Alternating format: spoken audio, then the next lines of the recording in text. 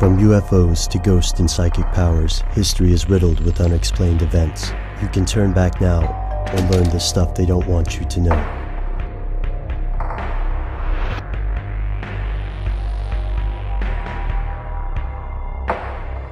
Here are the facts.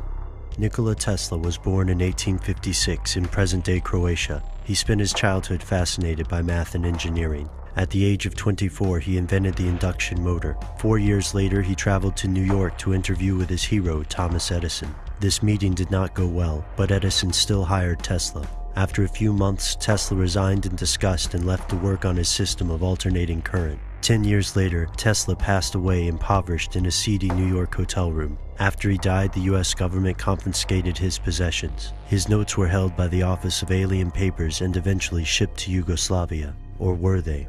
We know Tesla attempted to create death rays, wireless energy, and powerful gyroscopes. But there's one thing we don't know.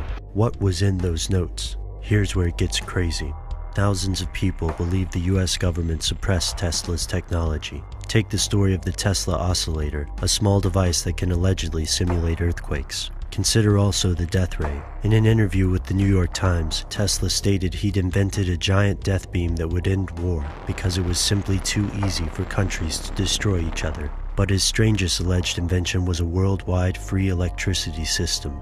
With funding from J.P. Morgan, Tesla built a gigantic tower in Shoreham, New York, and named it Wardenclyffe. J.P. Morgan hoped the Wardenclyffe Tower could provide wireless communication across the world. However, Tesla had other plans. The inventor reportedly wanted to build an energy system that used Earth as a conductor. If the project worked, anyone could have electricity by simply sticking a rod into the ground. Unfortunately, free electricity is not profitable, and this system could be incredibly dangerous for the global elite because it could profoundly change the energy industry. Imagine how different the world would be if society didn't need oil or coal to function. Could the current world powers maintain control? Many historians believe Westinghouse and Morgan refused to continue to fund the Wardenclyffe project because they grew tired of the great expense. But what if they banded together to blackball Tesla? Financially, it makes sense. The mark of most great inventions is that they fundamentally change the society in which they exist, and the people at the top of the social structure have more to gain by reinforcing the status quo.